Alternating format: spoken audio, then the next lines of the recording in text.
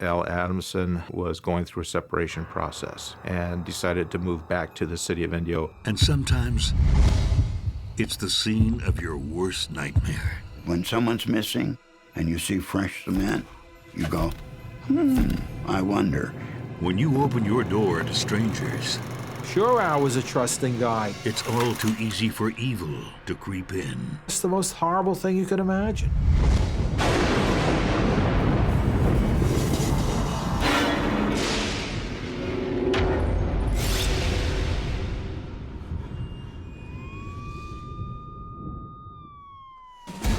In July 1995, police detectives are investigating a missing person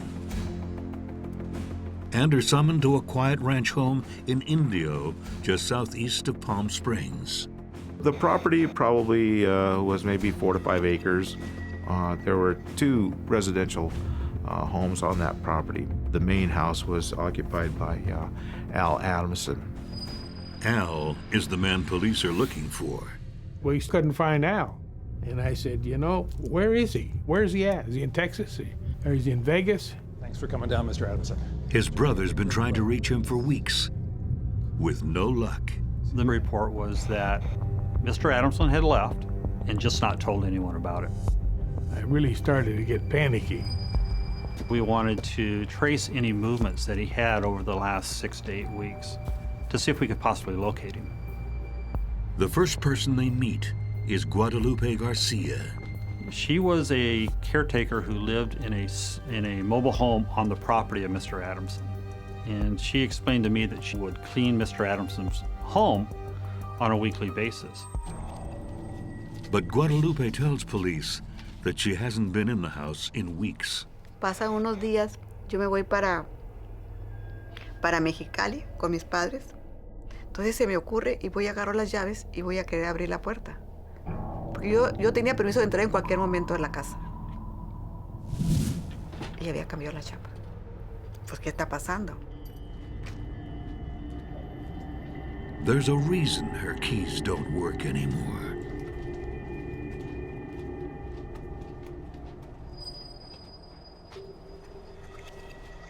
Lupe, you're back. If you know, there's been some huge changes around here. I hired this guy to help me finish some of the work around the ranch, but that's the new owner.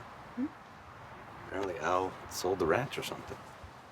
Fred Fulford, Al's live-in contractor, explains that Al has sold the property, Seems like an all right guy.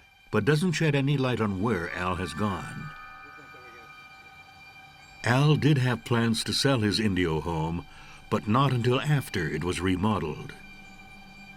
It's definitely a home that needed a lot of TLC. Al Adamson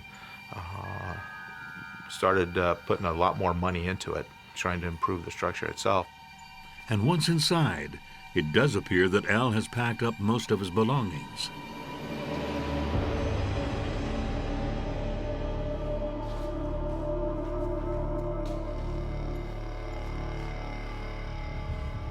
Todos los cuadros que tenía Mr. Adamson ya no estaban.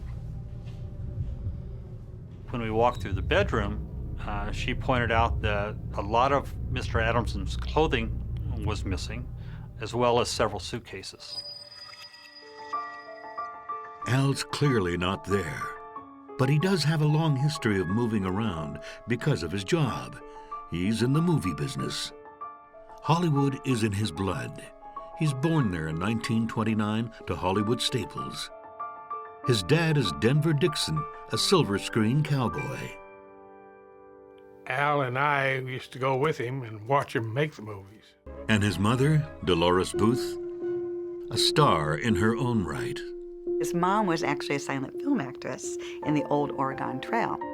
Unlike his parents, Al can't sing or act, but he desperately wants to be part of the show. Al liked to perform, and we used to give shows out of the garage. Al always told me he wanted to be a dancer, but he said he had 2 left feet and he just couldn't do it. So Al takes another route. I lost her now. No, I'm telling you. No, I've got this lovely lady sitting in front of me right now who is dying to be in one of your films. He became a manager, an agent of singers and entertainers, and he became an owner of a nightclub, and that's what he really liked. But all of a sudden in 1964, he had an idea in his mind that he wanted to direct a film. It just came out of nowhere. This true son of Hollywood finally finds his place on set in the director's chair. All right, everybody settle. And he's a natural. And action. He had great knowledge, I think instinctively from being with his father, great knowledge of the structure of film. And the structure of film is the key to filmmaking.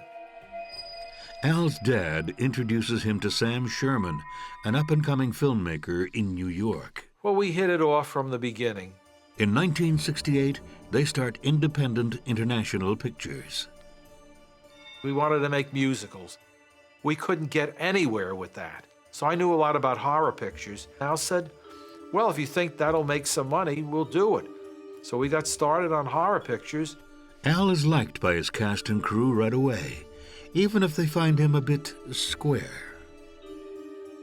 My impression of Al Adamson was he belonged working in a hardware store in Fresno, California. He just did not look like a film director. I thought, gee, he's not glamorous, he's not hip, he didn't do drugs, he didn't drink really at all. No, thank you. But he had this ability to get people excited about the project. This is gonna be great. This is gonna be a great movie. Okay, cut. It's not long before Al's movies develop a cult following. Take your time getting to her. You know. Al made B movies. Whatever was going on at the time, whether it was blaxploitation or whether it were biker films or horror films, he would sort of squeeze himself into that genre and do it. Al and Sam both gave the people what they wanted. Al Adamson was smart enough to listen to Sam Sherman and to know you give the people what they want. You get a few nude girls, you get a little bit of action, you know, you have kind of a cool hip movie and the people will come. He's had some great successes. Dracula vs. Frankenstein, as a little child, you're watching at midnight and it was the movie you wanted to watch. He made one called Five Bloody Graves. Satan, sadist. They developed a huge following. They became these cult filmmakers. Al Adamson was the king of the drive-in. But eventually, life will imitate art, and Al will find himself in the middle of a real-life horror story. It was horrifying, horrifying.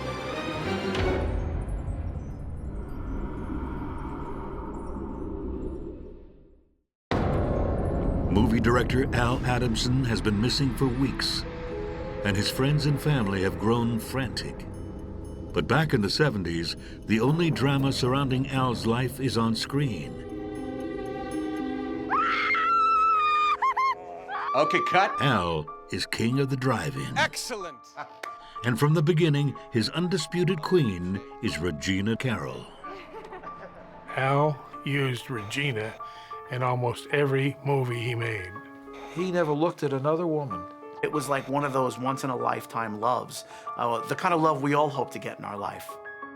They marry in 1972. They had similar interests, they were theatrical personalities, and I think they were genuine people. And I think they shared a genuine love, and I think the living together, the working together, the getting married, it all went hand in hand. The 70s are hugely productive for the couple, but once the 80s roll around, the industry changes.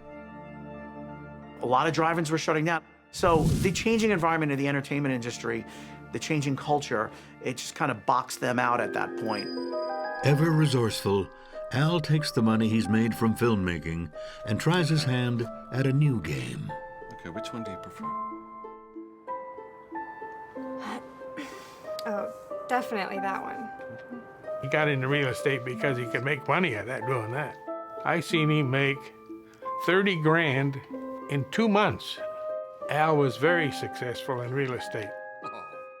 But in the midst of this success, Al and Regina are hit with devastating news. Babe, you okay? What? Let me get you some water, okay? Regina had cancer of the brain. Al had this great ability to believe everything, if you just prayed and worked hard enough, would work out. He devoted himself to Regina when she got ill, so that he was always at her side, holding her hand. After a long battle, Regina dies in November of 1992 at just 49 years old. She was very young, much too young. And he was just devastated, lower than any person could be. Overwhelmed by grief, Al needs a new project, something to distract him. Al, it's Sam. I got a perfect project for you, okay? Brilliant script, you're gonna love it, and it shoots in Australia. And Al said, great, I need to find an actress. Enter a new leading lady, both on screen and off. He was in Las Vegas trying to recover from this terrible loss when he met Stevie Ashlock. How lucky did I get? I mean, he was just a card character. And I came down to audition for a movie he was doing. So, you had a chance to read the script? What? Oh, yes. Yeah. Yes. And the character's good? It works for you? Mm-hmm. Yeah, I mean, I'm just gonna sort of... Oh, a couple weeks go by and I didn't hear anything. And then finally I get a phone call. And the next thing I knew, they had a romance going. The movie soon wraps, but the romance doesn't. Back stateside, the couple is ready to start a glitzy new life together in Las Vegas. He said, I want you to go home and pick out a house. I said, okay. It was a gorgeous house. It was an English Tudor house and just looked like a little something you'd find in Cinderella. It needs a little work, but they figure it can be done while they're jetting around the world. Al and I traveled most of our time together. And no more get home from one trip and had to unpack and hurry up and scurry and pack up for the next trip. And so we were constantly on the go. Their newfound love is like something out of a fairy tale. But most fairy tales have villains. I had left the gate open that day because we were expecting the gardener to come.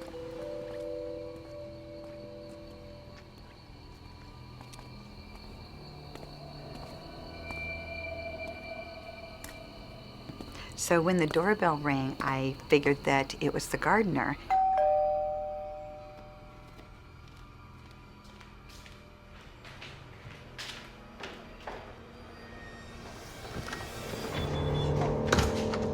Hey, that was rude. Why did you slam the door? I don't know who that was, but it wasn't the gardener. You're just being silly.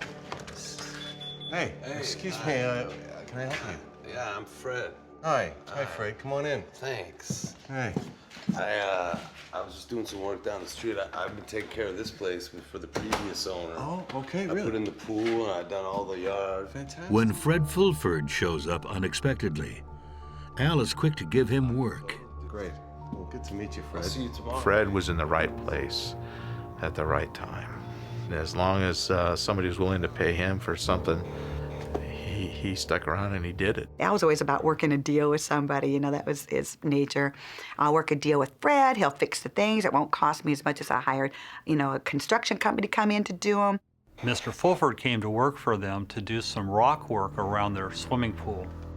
It wasn't unusual for Al to adopt strange people as his buddies or pals, you know, and put them on his films or hang out with him for a while or go into business together. He would hire the Hells Angels instead of hiring actors because he said authentic was believable. Before long, Fred is working out so well that Al makes a grand gesture. Fred, how you doing? Good, man. How are you? Listen, you've been doing some fantastic work around here, and I just wanted to say thanks for all the wonderful work you've done here. And so, listen, here's the keys to the Cherokee. I want you to take it. It's all yours, man. It's my pleasure. It's just my little way of saying thanks for all the wonderful work. But one car isn't thanks enough. Al even promises Fred another. There was like a little sports car that Fred had his eye on. Every time he'd come to the house, he would comment on it. And Al said, well, if you finish everything on your list, this will be your bonus prize. I'll give you this little sports car. Man, thank you so much. Good year. You're welcome, Fred. Really, it's my pleasure. All right. See you Monday. I won't let you down, buddy. Oh, no problem, Fred. I trust you.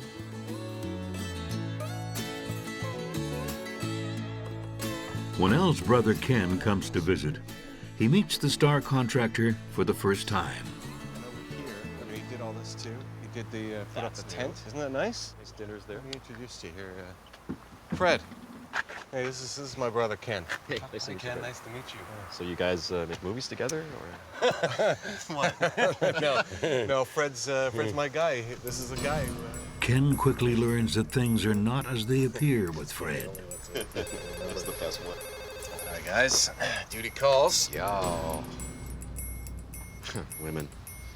Yeah, right. Can't live with them. You can't live without them.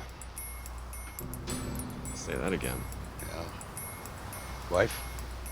Ex-wife. Spoke with her lawyer on the phone just a little while ago. $800 a month. Oh. Yeah.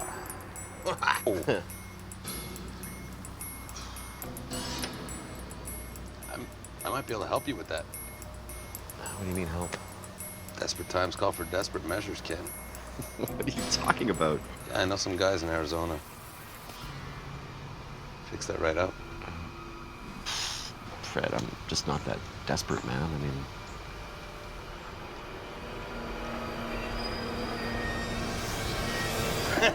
Come on. I'm just messing with you, man. Scared me. Arizona, blah. Yeah, seriously, hills have eyes, right? And my brother said, oh, he's just talking off the top of his head. I said, okay, all right. He was handy. He was a good carpenter and whatever you needed. And he'd worked for us for a couple years doing things, you know, odd things here and there.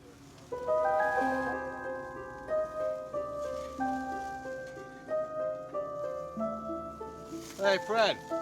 Come on over. Grab a burger. Here you go, man. The longer Fred works for Al, the more he comes to admire him, even if he gets a bit carried away sometimes. It's a long day's work. Some good eats.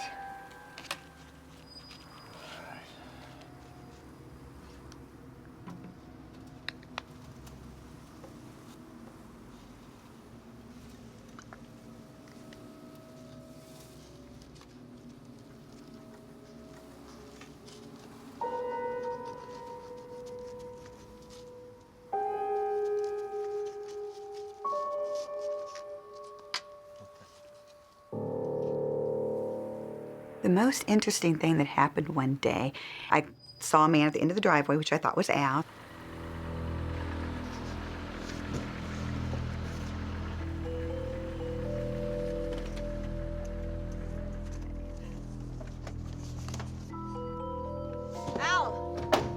Al, come here, help us unload the car. Hi, Stevie.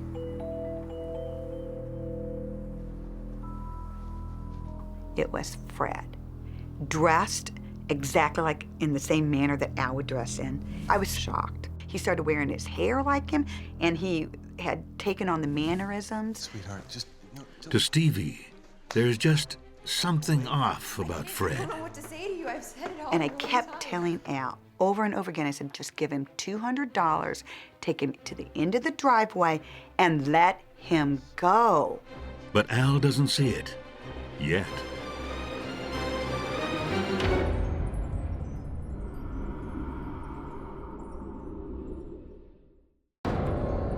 Widower Al Adamson is trying to make a fresh start with new love, Stevie Ashlock. When an unlikely problem comes between them, their contractor, Fred Fulford. Having Fred around the home and working with Al did cause a lot of friction because Fred knew from the get-go that I didn't like him. So he was constantly looking for ways to either badmouth me or cause ill feelings and try to cause friction between Al and I so he could separate Al and get Al alone with him. And I kept saying, please just let him go. Let's go just find somebody else. But Al said no. Soon, there's even more to fight about. It wasn't the same for him, I don't think. He lost a piece of himself when he lost Gina. And I know that he did try to remake her in Stevie Ashlock, but it was not the same. Where are you going? Just let's talk about this. Can't talk about it anymore. We've talked about it and talked about it and talked about it, and it's never gonna change. She's everywhere. Well, what am I gonna do? These are my movies. Stevie, these are my movies. What am I These gonna are your do? movies, and I am your life. Of Or I'm course, supposed to be. sweetheart, of course you're my life. I can't touch me. When I'm... She told me, I don't want to be the new Regina. I don't want to do that. I want to be myself. And Al kept pushing me and pushing me. And that was the story of that relationship. With his romance in tatters, Al retreats to his beloved California.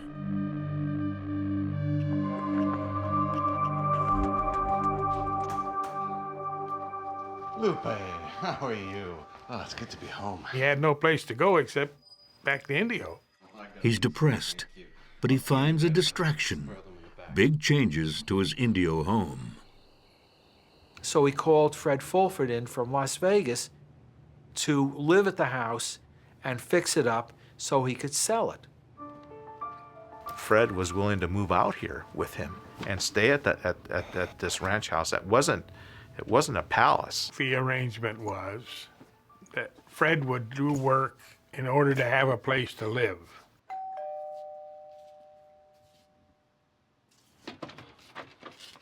Hey, Fred. Hey, buddy, how you How doing? you doing? How's your trip?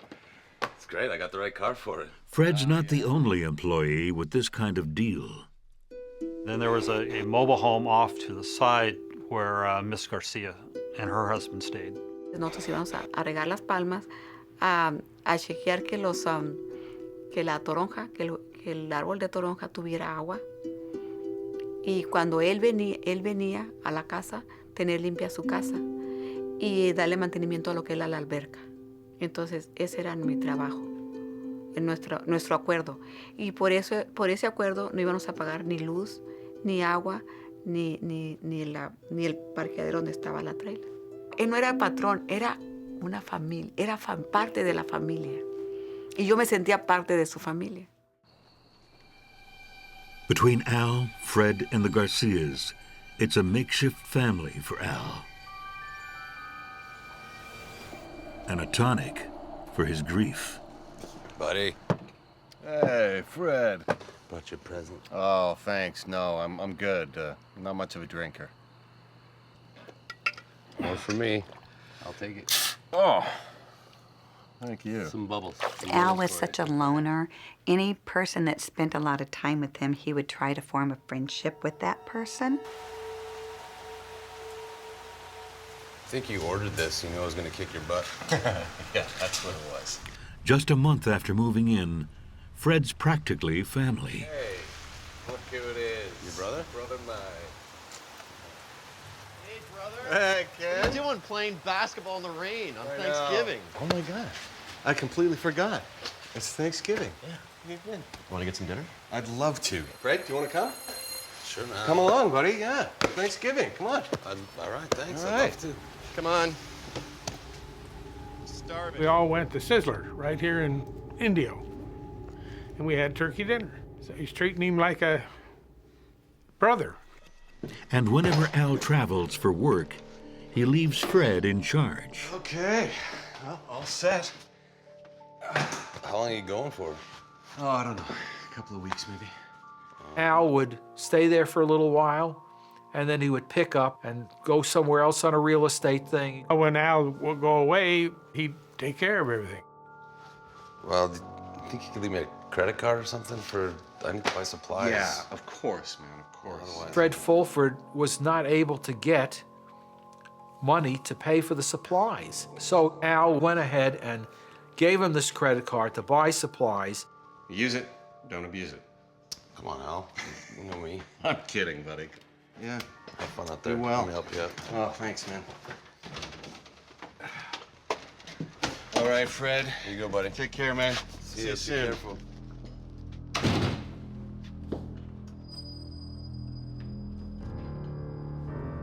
And apparently, Fred has hired some workers on his own. Right. This is what I was telling you about. This whole section here needs to be replastered. On this side, you could just do the patchwork, just like around the lights. You can see it's chipping and cracking. He even starts acting like the boss. Aunque él me miró así como diciendo, esta es la criada, esta es la nani, la criada.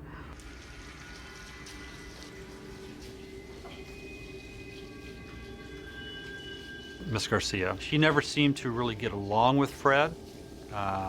He tried to take over the role of caretaker for the property and to sort of try and just push them out.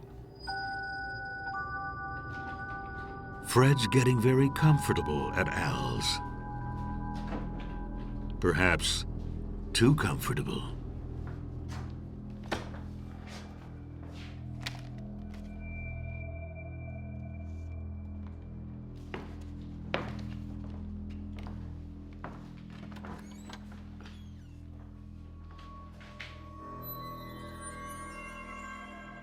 Fred? Lupe?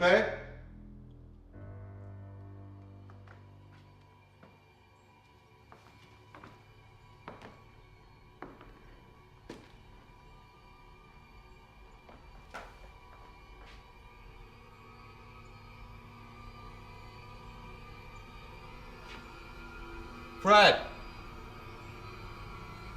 Lupe?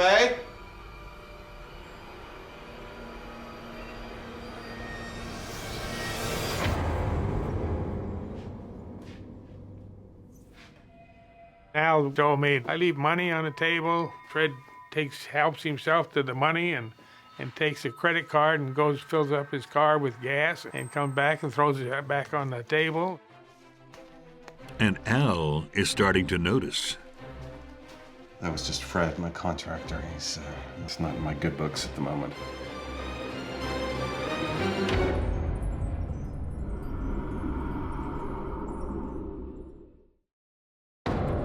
While movie director Al Adamson is away on business, things at home are getting a little weird with his live-in handyman, Fred Fulford.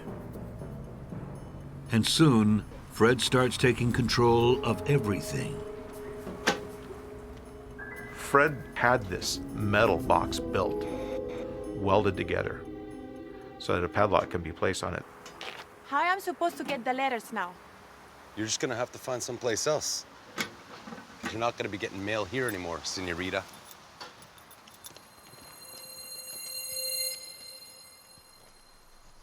Meanwhile, Al's busy reviving his movie career. Al was working on this project. He had filmed in Australia twice, once in Italy, once in Texas, was working on it any place that we felt it was necessary to work on it. He was just full of enthusiasm. He was the old Al Adamson. Al isn't the only one back in the game. His old colleague, Gary Kent's just finished a screenplay, and he can't wait to tell Al about it. Hello? Hey, Al, I've got a script for you. Oh, yeah? Yeah, it's about a guy who's trying to buy a car, and he doesn't have the money for it, and he hits him on the head with a hammer. Okay, sounds interesting. Well, why don't you send that over? Al, can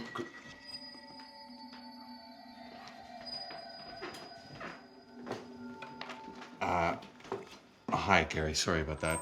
That was just Fred, my contractor. He's not in my good books at the moment. Anyways, continue. Al had not been extremely happy with the work that Fred was doing. While some of the work was okay, there was other things that were done that he did not like and he wanted redone. Here's another example right here. Look, what's this here?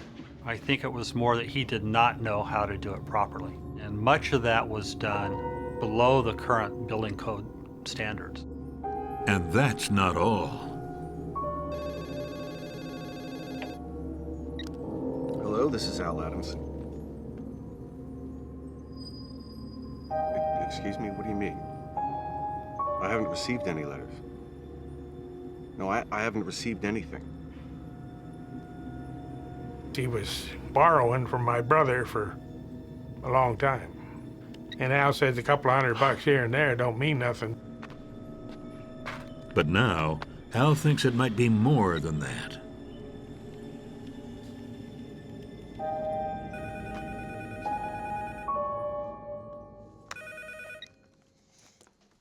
Ken. Yeah, hi. What's wrong? You sound upset. Well, I am. What's going on? Fred's ran up all these bills while we were down in Australia. Fred.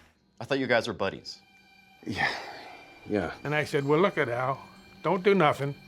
I'll come down there tomorrow and we'll sit down and discuss how we're going to get rid of Fred.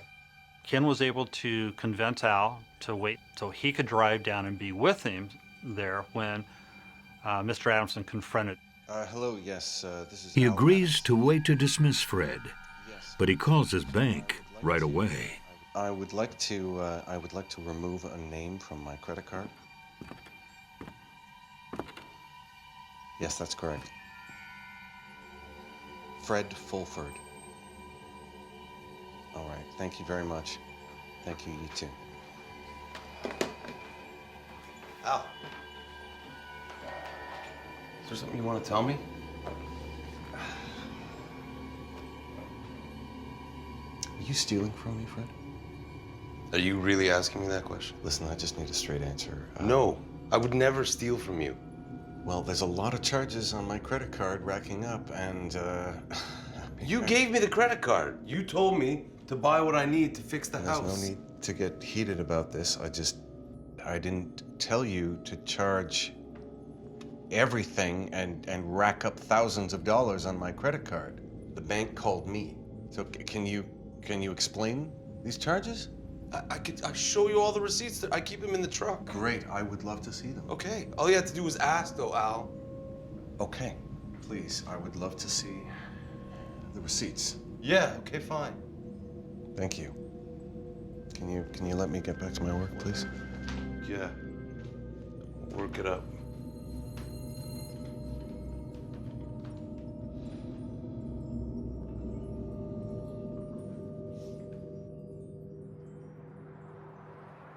The next day, Ken shows up for his lunch with Al. Hey, Fred. Hey, Ken. Is Al here? No, he's out buying a car. What? Yeah. He's buying a car. He's supposed to meet me for lunch. Oh, man. Yeah, he left first thing this morning. A car? My brother liked cars. He had a lot of cars. Al collected cars. I wouldn't even know how many cars we owned. One time I sent Al down to pick up food from Burger King 3 blocks away. He comes back with a car. He saw it on the side of the road, paid cash for it, and brought home a new car. It was like, okay, here's your hamburgers and a car. So that was a typical thing Al did. Can I wait inside? You don't want to go in there. It smells terrible. I just stripped all the floors. All right.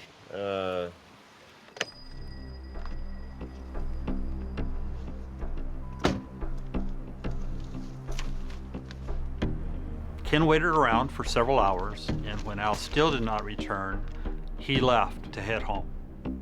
He did stop along the way and call to try and get a hold of his brother, but Fred Fulford again told him that he had not returned yet. And when Ken calls the next day,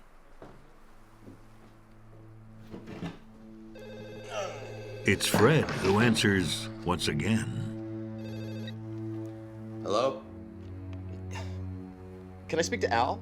Sorry, Ken. He's already gone on a trip. Did you tell him I wanted to speak with him? He left before I had a chance to see him. That's impossible. Sorry. I figured he was doing something somewhere else, and he either forgot he had the appointment with me, or he got, tied up doing something else with somebody else. So. Stevie is next in line to call. Fred answered the phone, and I said, well, I need to talk to Al, and he said, oh, he's not here. And I said, well, have him give me a call. And this went on for 3 days. But I'm up against the deadline because I leave on Saturday, and Al's supposed to be back by then, and I don't know where he is, and I don't understand why he's not returning my phone call. And now I'm starting to get angry. And I took off for Mexico with my family without Al, not knowing where he was. And that was highly unusual. Weeks later, when Stevie returns home, there's still no word from Al. So she calls a mutual friend. After we got everything in the house, the first thing I did was I picked up the phone and I called Sam Sherman. Hello? Sam. Stevie, hey. Where's Al? Do you know? What? I thought he was with you in Mexico. It becomes clear no one knows where Al is. I gotta go. TV. Finally, a desperate Ken goes to the authorities. Ken had contacted the police department and was very upset about the fact that his brother wouldn't normally just disappear like that. Everything came back up. Nobody had seen him. Like he vanished. As investigators search Al's home for leads, they discover something is missing. Something big.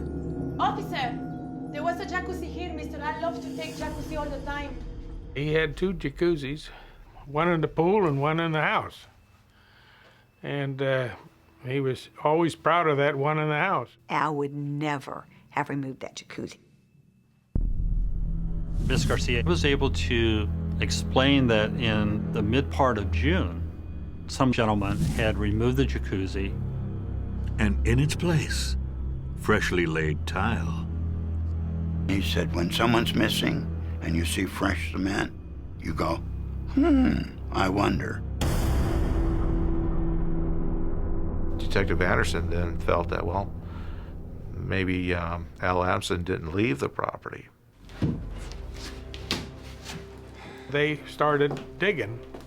On August 4th, after hours of digging through 15 inches of concrete, they strike something that's neither concrete nor dirt. And then we found a layer of thin-set mortar. The outline of this layer was almost as if a person was laying on their side in a semi-fetal position. Under the fresh concrete, detectives discover human remains. There was chemicals placed to try to deteriorate the composition of the body. They couldn't do a positive ID until they had the dental records. They find a match. It's Al Adamson. They found my brother. And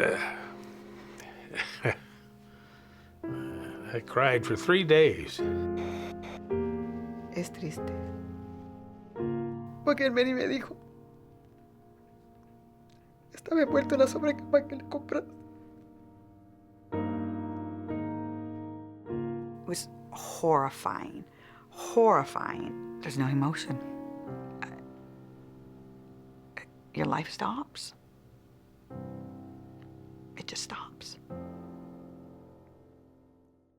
After they found the body, they had to try to figure out who could have done something like this. Police first look at the man claiming to be the ranch's new owner. Ya estaba preocupada, pero cuando empecé a preocuparme más fue cuando Fred se fue y dejó al señor ahí. But when the police speak with him, he claims he's simply been hired by Fred to look after things. Listen, whatever it is you're looking into, I got nothing to do with it. Fred Fulford, he hired me to look after the place. It's a big place. I'm doing my best. Y entonces yo dije, oh Dios mío, algo fuerte está pasando aquí. Investigators turn to Al's financial records for any potential leads. They learn there have been both deposits and withdrawals made on Al's account since he's been missing. We were able to identify the person that cashed both of those checks. And it's not someone they recognize, leaving detectives to wonder just who is the stranger with Al's checks.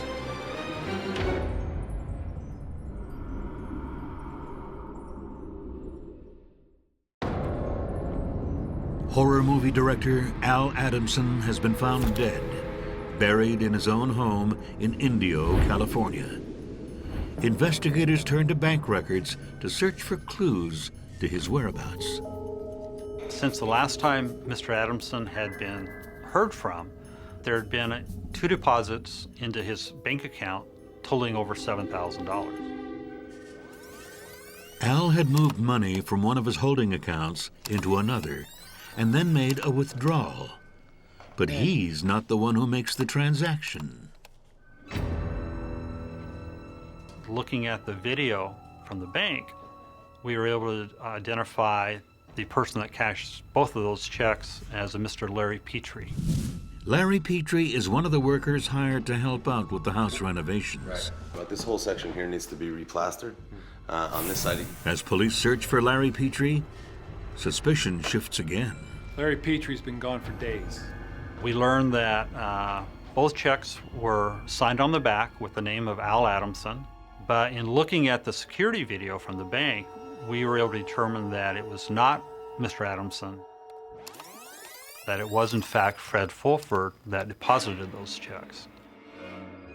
Police track Fulford to St. Petersburg, Florida, and when they find him, his motive soon becomes clear. No, I don't care. We have. Step out of the booth, please. He denied that he had killed Al.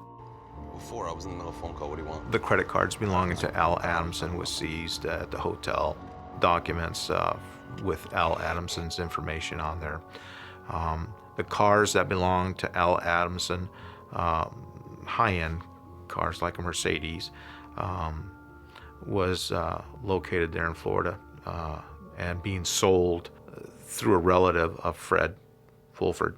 He tried to explain that the cards that he took, he had paperwork showing that Al had given those cards to him in lieu of payment for the work he had done. Fred was charged with first-degree homicide for the murdering of Mr. Adamson, for forgery, and then 4 counts of grand theft auto for the taking of 4 cars that belonged to Mr. Adamson. Fred was in denial a lot of this time. It's not like as if he had a guilty look on him. He just was frustrated that it ended this way. Larry Petrie is eventually cleared of any wrongdoing. When we were able to get a hold of Mr. Petrie, he explained that Fred Fulford had written the checks to him and wanted him to cash them, allegedly because he did not have the appropriate ID to cash them. Fred Fulford was going to the mailbox and getting the mail so Al wouldn't see the receipts or the bills from the credit card companies. Fred's extradited to California in November. On the journey back, Detective Lopez notes yet another odd thing about Fred. I flew back to Florida to bring Fred back to California. As I looked down the hallway and I saw Fred wearing a suit, but it was very saggy. It was Al Adamson's suit. Fred really thought that he could step into Al's life. Having worked more than 1,000 murders, I've really never encountered anybody who would do something like that. Do I think Fred Fulford was trying to emulate Al? Al had been a movie director, and movie directors are attractive to people, and I think he got a respect or attention that Fred Fulford could never buy for himself, and I think he kind of liked that. When the case goes to trial on October 5th, 1999, the prosecution paints a picture of what happened that night.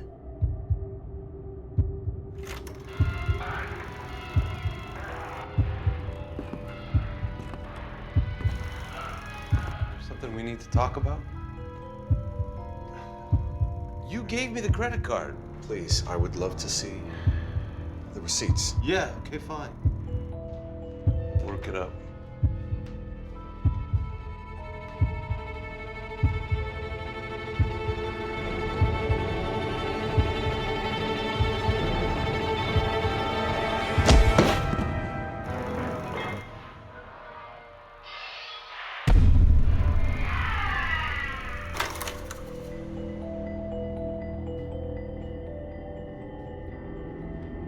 It's all strangely familiar.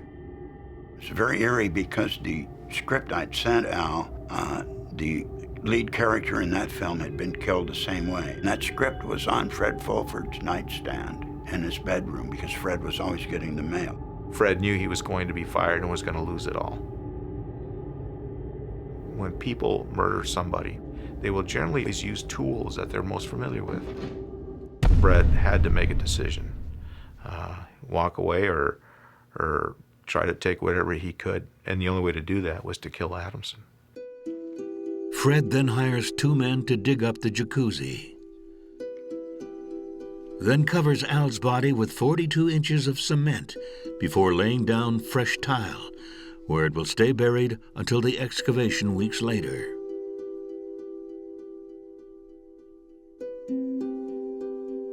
It takes the jury less than 2 hours to find Fred guilty of first-degree murder. He's given 25 years to life. I would have liked to see him hung or shot. I'm not overly happy about that whole situation. I wanted the death penalty. I never believed in it before this happened. A lot of people have said Al Adamson was murdered because he made all those horrific films, horror films and angry films and films about lust and murder and pillage. Al wasn't that way at all.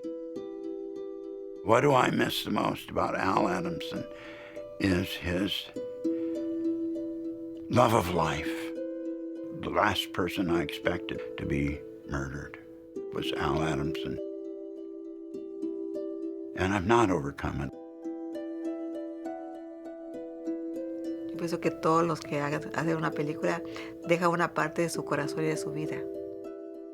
Although he was kind of, I'd say sort of a straight arrow, he was still full of magic, and he brought a lot of magic people together for his films. And I miss that very, very much. I'm still not over it. I don't even, I can't get too close to too many people anymore. He was such a unique person. You always felt like you were a better person when you left him.